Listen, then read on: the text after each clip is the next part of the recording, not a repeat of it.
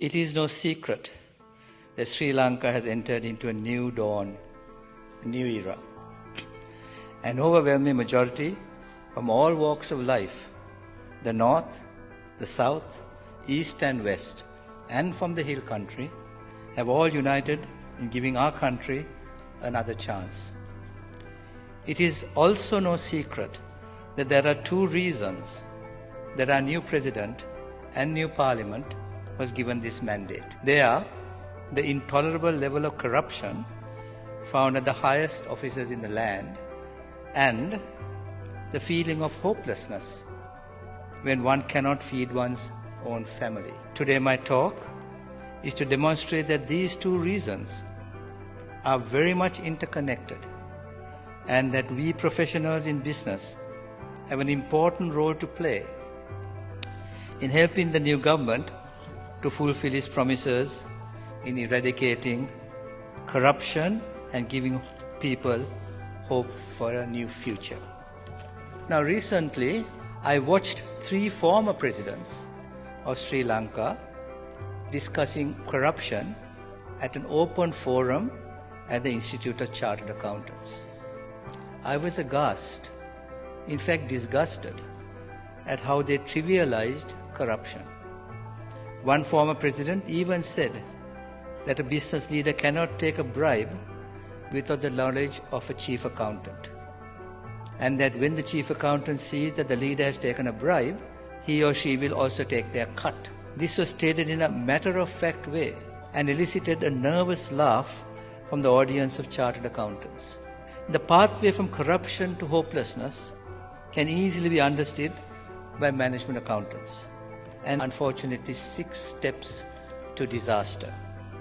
So step number 1 is that corruption makes any process inefficient, as its costs have to be added to the products or services being manufactured or developed. 2, any process that is inefficient becomes too costly and therefore uncompetitive. 3, if a business is uncompetitive, then it cannot sell goods or services in global markets. 4, if a business cannot sell goods and services in global markets, then it cannot generate employment or create wealth. 5, when businesses cannot generate employment or create wealth, it leads to poverty in the nation. And the last unfortunate step is that poverty in a nation ultimately leads to hopelessness amongst its population. As you can see, it all starts with corruption. Stop the corruption and avoid the hopelessness. The new government has promised to eradicate corruption. They must do this as a first priority and have strategies that are implemented to get results within the first 6 months. And it must be not the small fish. We know plenty of the small fish are caught. The big fish is that we all know about must be legally pursued, legally.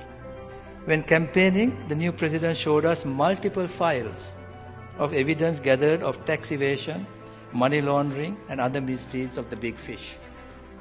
It is time for us accountants, all accountants, financial, management, to help the new president to fulfill his promises by ensuring that the evidence is collected and presented in a court of law to bring the big fish to justice.